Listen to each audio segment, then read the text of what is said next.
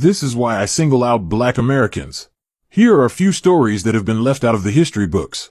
Anthony Crawford. Mr. Crawford owned a 427-acre cotton farm in South Carolina and supported himself by selling the cotton, melons, syrup, and more produced by his land. Mr. Crawford's wife and 13 children all lived on his land with their spouses. He also built a school for black people. Mr. Crawford was lynched for cursing at white supremacists on his land, and his family was ordered to leave their 427-acre farm. Ocoee, Florida. In Ocoee, there was a time when black freedmen owned a total of 330 acres plus 48 city lots. Black ownership and a refusal to follow white rules led to a violent Election Day attack on the black community in 1920. The land lost by black families, not including buildings, has been accessed by millions. Vero Beach, Florida.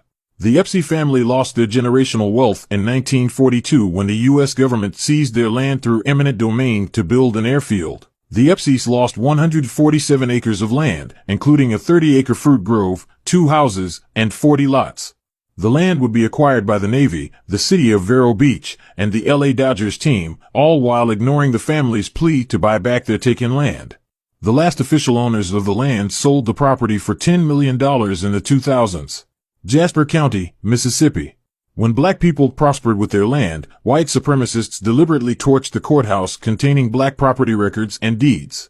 The Masonite Corporation was eventually granted a title to 9,500 acres of land, which has yielded millions of dollars in wood, timber, gas, and at least 850,000 barrels of oil have been pumped from the land. Remember stories like these the next time a white supremacist or a person who came here after slavery to capitalize off of the American dream tells us to pull ourselves up by the bootstraps or that there's equal opportunity for everyone.